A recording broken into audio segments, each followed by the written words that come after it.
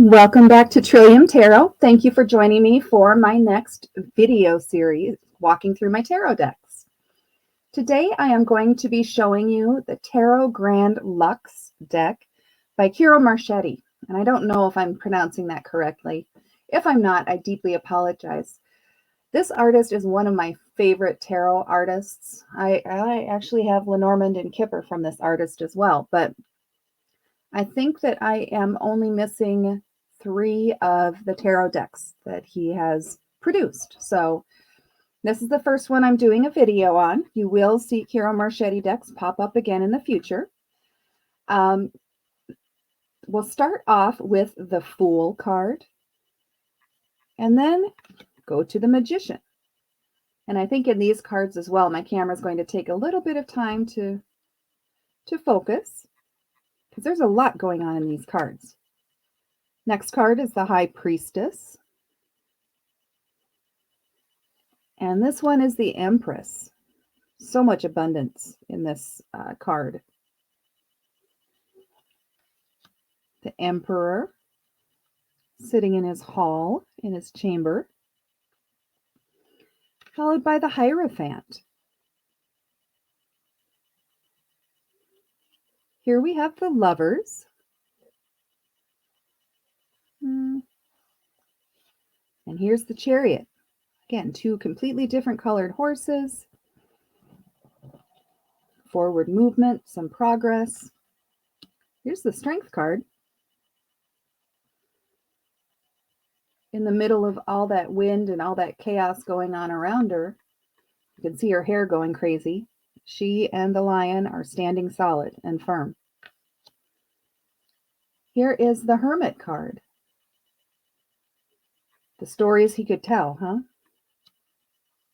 Here's the Wheel of Fortune.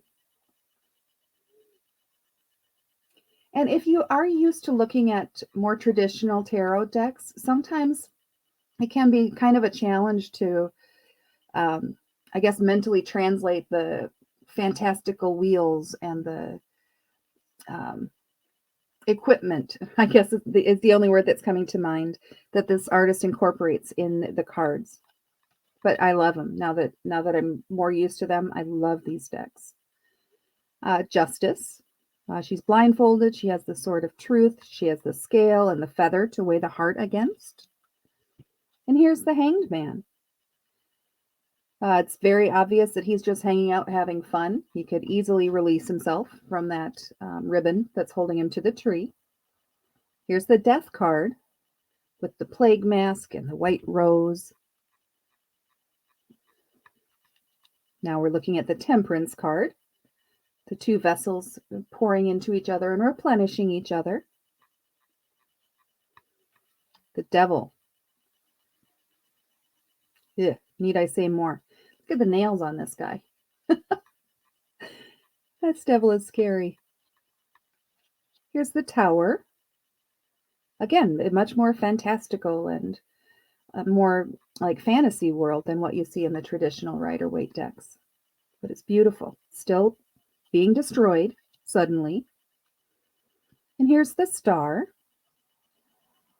She's pouring from both vessels into the water without having a concern about whether it'll be replenished or that the supply will continue. And here's the Moon card. This is another really good representation of the 2 sides of the nature. Here's a dog that we all know and love. Here's the much more wild wolf. And there's the mud bug. I'm not a huge fan of crustaceans, but I also have a sensitivity to eating shellfish of any kind. So I think my aversion is all in my own head. Here's the Sun card. And then we have the Judgment card. And we'll wrap up the major arcana with the World card. Interesting. I just realized if you turn this card sideways, it looks like an eye. And also, if you look closely at the center, the circle there, that's a representation of the globe. You can see the continents there. So let's set aside the major arcana and let's look at the suit of swords. Since swords are affiliated, let me make this a little bit bigger if I can. Since swords are affiliated with the element of air, you see this eagle or this hawk, this bird of prey on the Ace of Swords. Here's the Two of Swords. The blindfolded lady holding two, well, she's not fully blindfolded. She can still see through that, what is traditionally a blindfold, but she is holding two swords. She has to make a decision one way or the other. Here's the Three of Swords, the heartbreak card. And the Four of Swords. He's resting. You can see that he's dreaming about his glory days as a knight and the battles he fought and the fair maidens he saved from the dragons. And he's not dead. He's just resting and dreaming and remembering. The Five of Swords. And here's the Six of Swords. Progress through sometimes treacherous waters. You see the swords in the foreground there. Here's the Seven of Swords, also known as the Thief card. He has those 5 swords in his possession, and he's looking back longingly and deciding if he should go grab those other 2 swords. Here's the Eight of Swords. The Nine of Swords.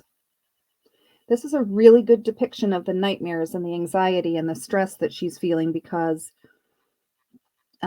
not only are there swords surrounding her, but you can see this image, this face that actually looks like the face of that devil card that we saw just a few minutes ago. So she is experiencing nightmares and stress. And here's the Ten of Swords.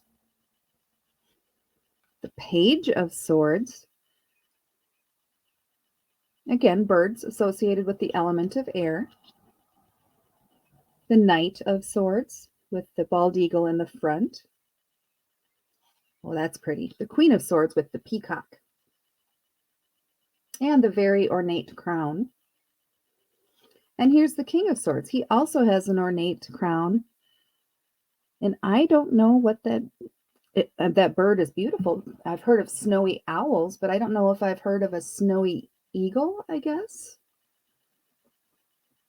Beautiful card. Oh, we're switching suits. So let me get the swords out of the way. And then we will move to the suit of wands, which is associated with the element of fire, with dragons and salamanders. So it's appropriate that there's the dragon on the Ace of Wands card. And here we see the Two of Wands.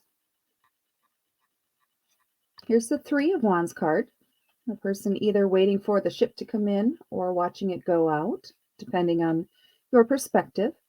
One thing, by the way, it's kind of hard to see on this card, at least on the camera.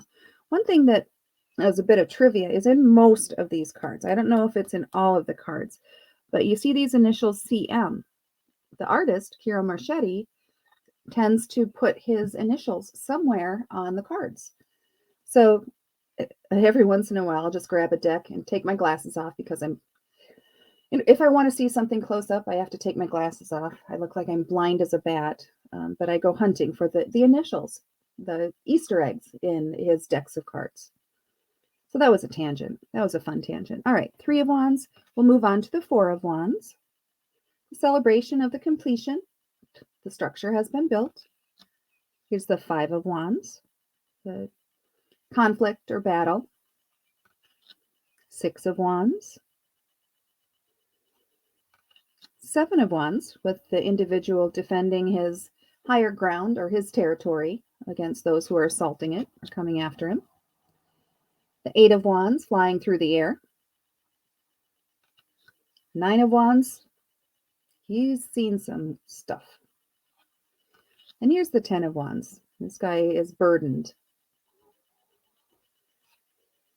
Here we have the Page of Wands. And again, dragons and salamanders. So it's like a little bitty dragon there, and there's some more flying in the background there. Here is the Knight of Wands, with dragons right in the front.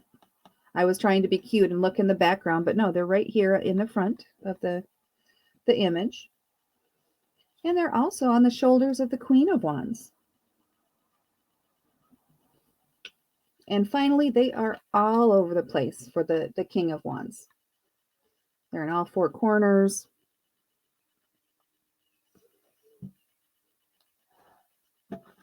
Really pretty suit. All right, so now we are going to look at cups. And cups has to do with the element of water. So we'll see water on all of these images. This is the Ace of Cups.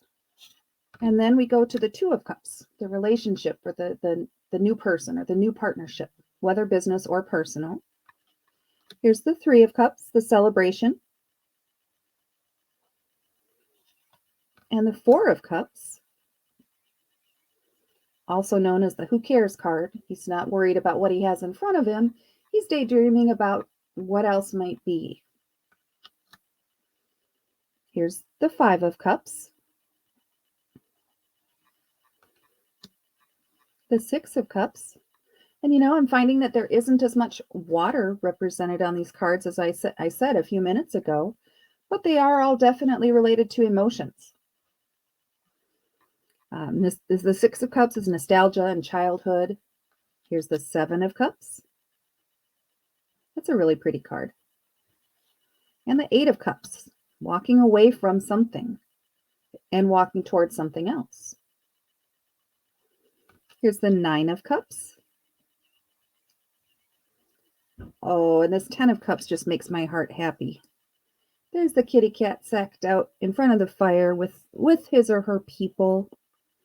Happy family, security. Here's the Page of Cups. And I find this deck or this card interesting because usually on the Page of Cups, there's the fish that's leaping out of the cup to kind of surprise the page.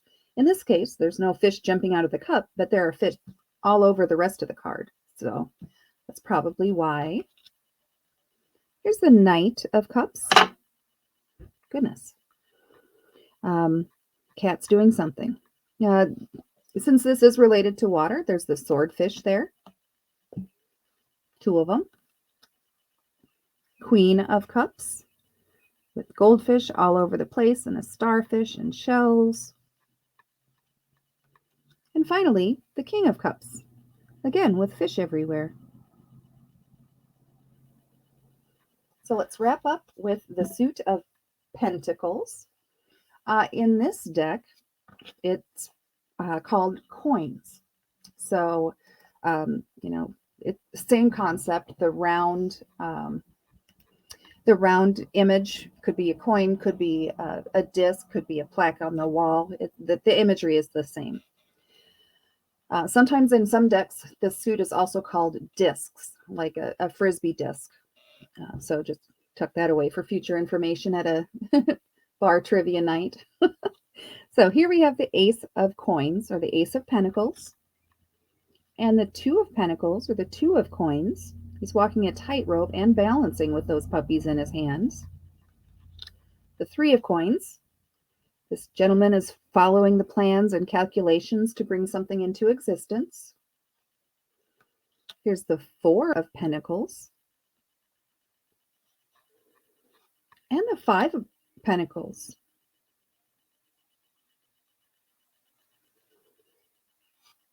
Here's the Six.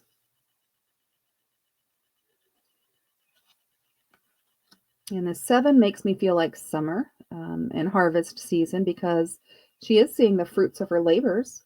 The plants have grown and she's reaping the benefits. Here's the Eight. This gentleman is continuing to study and learn and improve. Here's the Nine of Pentacles with the traditional bird on her hand. You'll see that in a lot of imagery for the Nine of Pentacles.